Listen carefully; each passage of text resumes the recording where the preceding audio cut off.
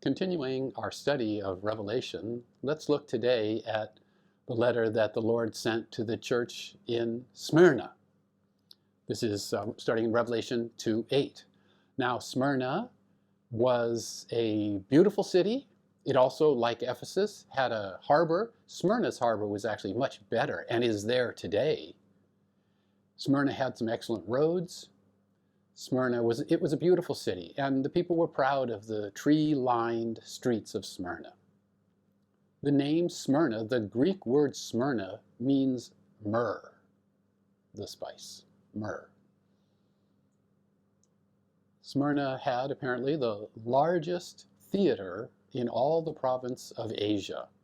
And again, people were proud of the beauty of their city. There were many temples to the various gods in Smyrna, but Smyrna, the people of Smyrna, the unbelieving, the non-Christians of Smyrna, excelled in the worship of Caesar, even before it was mandatory, even before there was even a concept of worshiping Caesar. The people of Smyrna were already worshiping the goddess of Rome and had a temple to her. So when Caesar worship became mandatory, this apparently happened under the reign of Domitian. The Smyrnans were enthusiastic about it. Now let's look a little bit at the concept of Caesar worship. It's important to understand that the Roman government did not require the worship of Caesar for religious purposes. The worship of Caesar was required for political purposes. Of course, Rome had a huge empire, and many people were very satisfied to be a part of the Roman Empire, but there were always those difficult provinces, perhaps some of the farthest flung provinces, this is true today, that wanted independence. The Roman government thought that if it could get all of its people to worship Caesar, then it would be less likely that they would pick up arms, battle against Caesar's soldiers and Caesar's rule. And so, in short, the worship of Caesar was required, it seems, under the reign of Domitian, in order to encourage allegiance to Rome. It wasn't a religious issue. The people of the Roman Empire were required to worship Caesar, and then they could go and worship any other god or goddess that they wanted to, and nobody cared. But worship of Caesar was required. Caesar is Lord. They were required to say, Caesar is Lord. Caesar est in kurios. Problem with that, of course, for the Christians was that Christus est in kurios. Christ is Lord, not Caesar.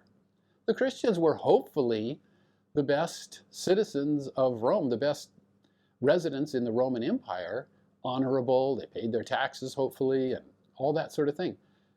But a spiritual Christian, a godly Christian, just could not worship any God but Jesus, any God but the true God. So Caesar worship was a terrible problem. And it was, of course, it was enforced unevenly, but it was enforced more strongly in Smyrna.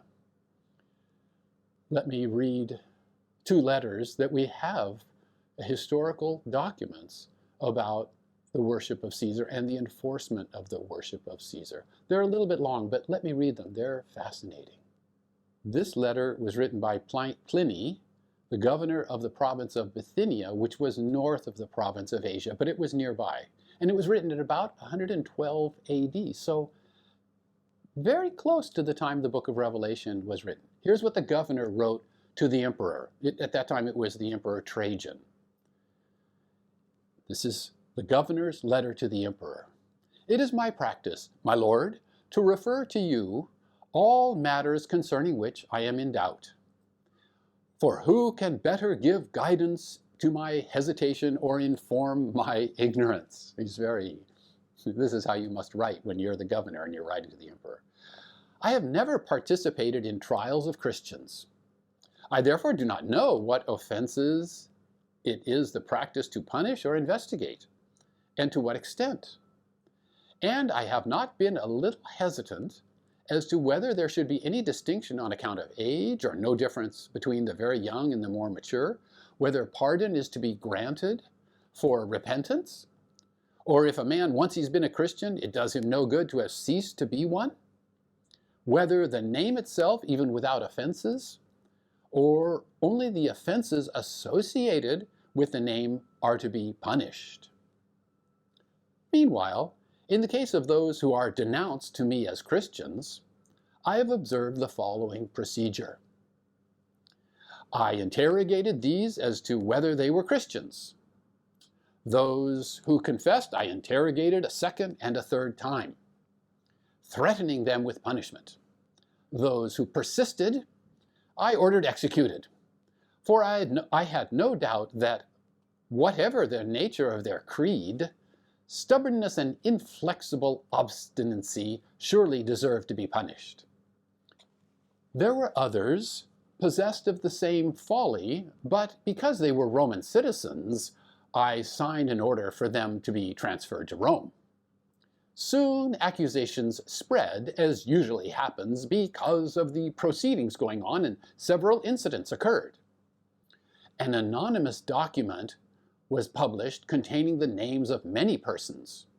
Those who denied that they were or had been Christians, when they invoked the gods in words dictated by me, offered prayer with incense and wine to your image, which I had ordered to be brought for this purpose, together with statues of the gods, and moreover cursed Christ, none of which those who are really Christians, it is said, can be forced to do. These I thought should be discharged. Others named by the informer declared that they were Christians, but then denied it, asserting that they had been but had ceased to be some 3 years before. Others many years, some as much as 25 years. They all worshipped your image and the statue of the gods and cursed Christ. They asserted, however, that the sum and substance of their fault or error had been that they were accustomed to meet on a fixed day before dawn and sing responsively a hymn to Christ as to a god, and to bind themselves by oath not to some crime, but not to commit fraud, theft, or adultery, not falsify their trust, nor to refuse to return a trust when called upon to do so. When this was over, it was their custom to depart and to assemble again to partake of food, but ordinary and innocent food. Let me just add a footnote here. There were accusations that the Christians were cannibals because they were eating the body of Christ and drinking the blood of Christ. So there were these accusations that the Christians were cannibals. And so here, Pliny, Governor Pliny, is explaining to the Emperor Trajan, it was just ordinary food. Okay, that's just a side note. Okay, continuing with Pliny's letter. Even this they affirmed they had ceased to do after my edict, by which, in accordance with your instructions, I had forbidden political associations. Accordingly, I judged it all the more necessary to find out what the truth was by torturing 2 female slaves who were called deaconesses. But I discovered nothing else but depraved, excessive superstition. He goes on. I therefore postponed the investigation and hastened to consult you, for the matter seemed to me to warrant consulting you, especially because of the number involved. May I just add here, that's interesting. There were a lot of people doing this by 112 AD in the province of Bithynia. Continuing, for many persons of every age, every rank, and also of both sexes, are and will be endangered. For the contagion of this superstition has spread not only to the cities, but also to the villages and farms. But it seems possible to check and cure it. It is certainly quite clear that the temples, which had been almost deserted, have begun to be frequented, and that established religious rites long neglected are being resumed, and that from everywhere sacrificial animals are coming, for which until now very few purchasers could be found. Hence, it is easy to imagine what a multitude of people can be reformed if an opportunity for repentance is afforded. There is a lot behind those words that we can understand those words. We can understand a lot about what was happening in that province in the year 112 AD. So now, here is the Emperor Trajan's response to the governor's letter. You observed proper procedure, my dear Pliny, in sifting the cases of those who had been denounced to you as Christians. For it is not possible to lay down any general rule to serve as a kind of fixed standards. They are not to be sought out.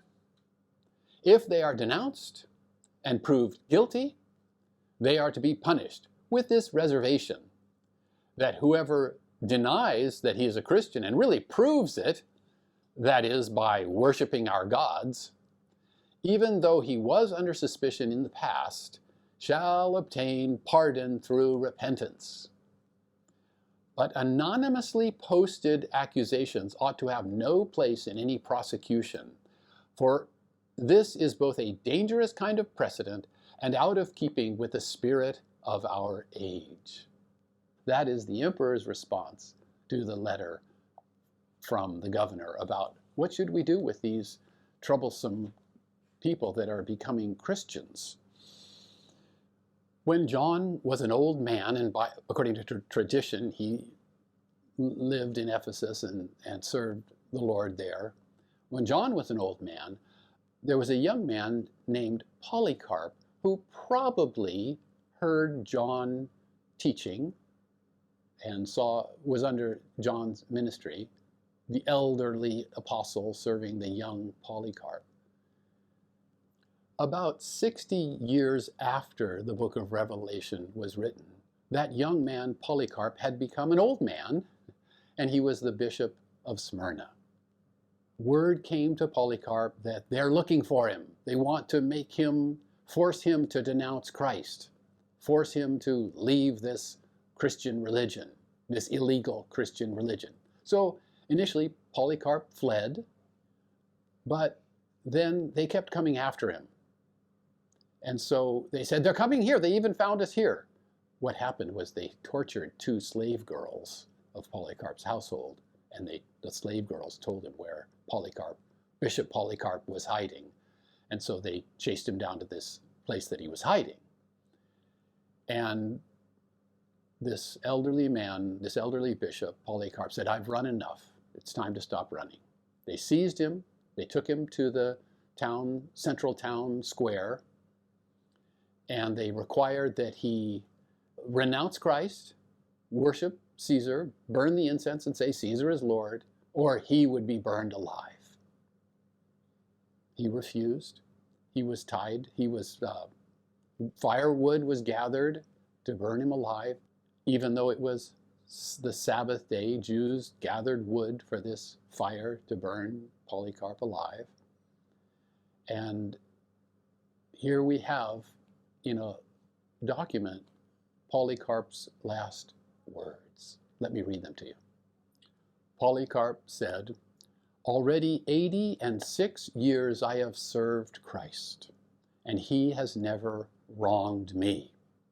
How could I possibly blaspheme my king who has saved me?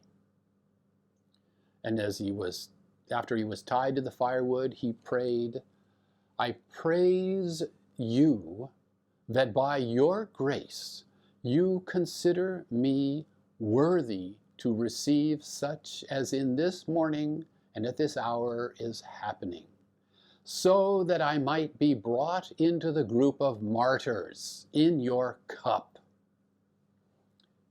And he was burned alive. He died.